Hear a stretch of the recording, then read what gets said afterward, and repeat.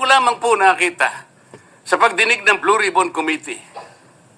Nandun po yung Justice Secretary. Hindi pa po natin natatapos na pagtatanungin yung respondent, yung resource person, na tayo po ang merong legal and physical custody. Hindi ko maintindihan kung bakit dadalhin niya sa kanyang opisina at pagbalik niya, meron na siyang supplemental affidavit. Ano po ba itong nangyayari sa atin? Meron na ba tayong alituntunin? Meron na ba tayong agreement sa pagitan ng DOJ at ang ang pag-imbestigang ginagawa natin sa Blue Ribbon Committee? Meron po tayong mga doktrinang isinasaalang-alang. Nasaan na po ang institutional boundaries? Nasaan na po ang separation of powers? Nasaan na po ang system of checks and balances? Di ba natin isasaalang-alang ito? Ibig ba sabihin wala na tayong opsyon na tumanggi?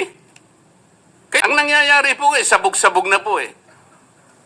Baka nga yun ang isang dahilan kung bakit nag-resign po yung advisor na si Mayor Magalong ng Baguio.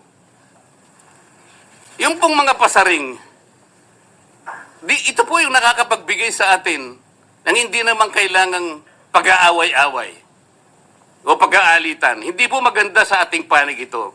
Tingnan lamang po natin yung interview sa DCMM ng ating kasamahan, chairman ng Blue Ribbon Committee, ng mga host ay si Victoria Tulad at si Christian Yosores noong September 28, 2025. Ang tanong po nila, ilang hearings pa ang nakikita ninyong gagawin ninyo? Ang sagot po ng ating kasama, Senador Lacson, yun ang hindi ko pa masabi. Dahil kung may bagong lumalabas na mga testigo at masustansya yung sasabihin, meron pang mga kakulangan na dapat na mapunuan, magtawag tayo ng pagdinig. Tama naman po yun. Pero ito pong pangalawang saknong, ang sabi po, pero kung paulit-ulit lang at masa-sidetrack o kaya palihis yung direksyon ng inquiry, yun ang i-assess namin kasi medyo lumihis na. Ano po yung lumihis?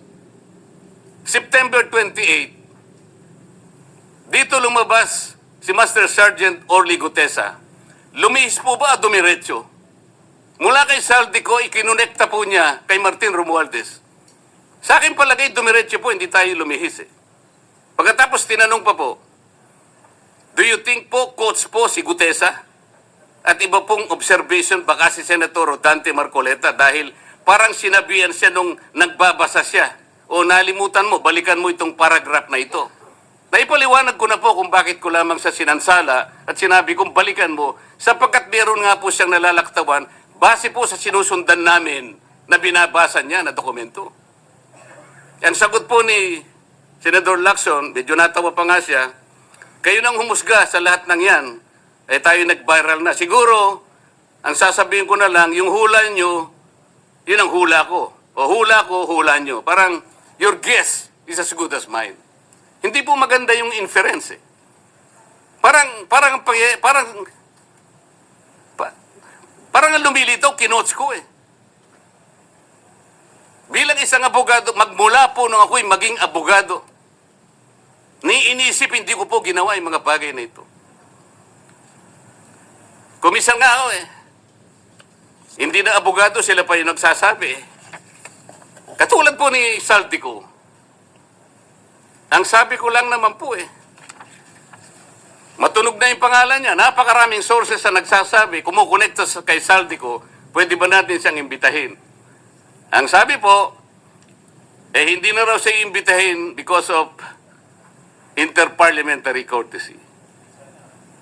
Ang sabi ko po, ang interparliamentary courtesy hindi po nalalabag kung iimbitahin lang siya.